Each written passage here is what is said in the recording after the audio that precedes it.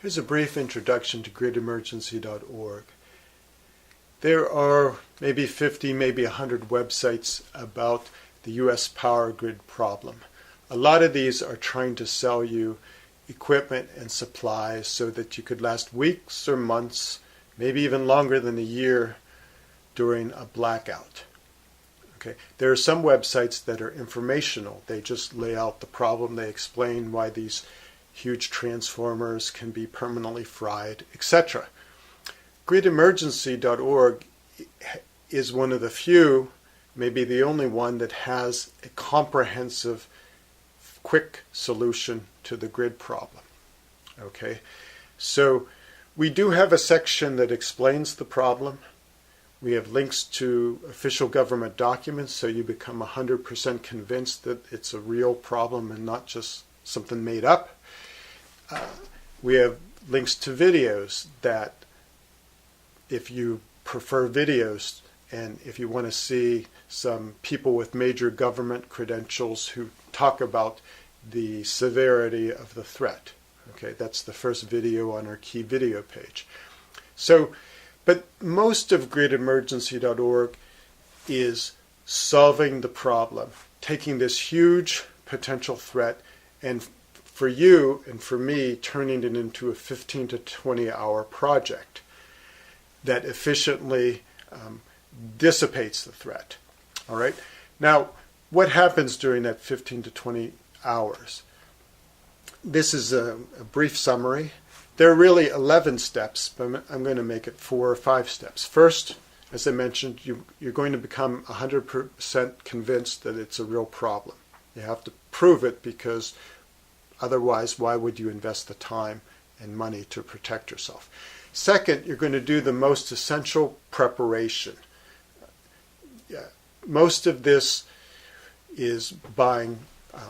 Most of the money that we would ask you to spend would be to buy food, things like 25-pound sack of rice or beans, a way to cook the food, some essential equipment. Okay. Now, this preparation, it really helps to think of this as insurance. You know, you spend money for homeowners or renters insurance, even though you don't expect a fire this year.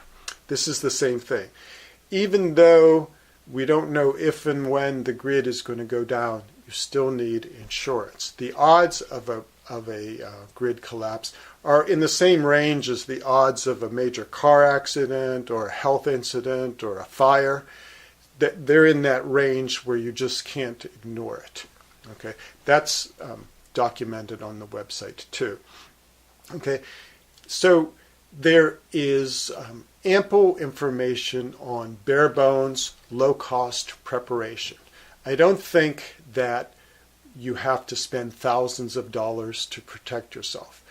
I'm saying about $300 per person is going to be enough, I think, for people to hang tight while the government is working out, reestablishing supply chains, while they're trying to repair the equipment, etc., while things are being stabilized. Now, in some cases, people will have to be evacuated, like they're in the desert or they're in a densely populated city.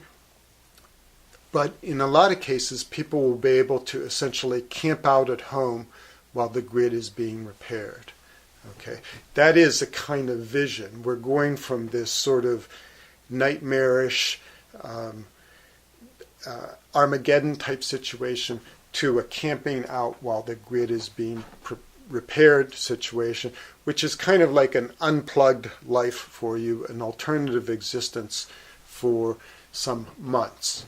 Okay, so it can be something that turns into something positive, like I said, an unplugged life. So, like I said, there's a continuum, and the more people who prepare, who get the basic preparation, who tell others, the more the situation will become livable and survivable for almost everybody. Now, another part of this grid emergency solution is doing advocacy to get local government, state government, federal government to stockpile food and supplies for the people who won't prepare or who can't afford to prepare. being realistic, not everyone is going to get on board with something like this, or they can't afford it, or they're just preoccupied. You know how we get caught up with things. All right. So part of this solution is to pressure government to, at an emergency pace, develop stockpiles and speed up the development of a rescue and recovery plan. When there's like an earthquake in Haiti or somewhere else, the president immediately allocates billions of dollars, or Congress votes, can vote for more billions of dollars. This is what we want. We don't want the typical slow congressional process.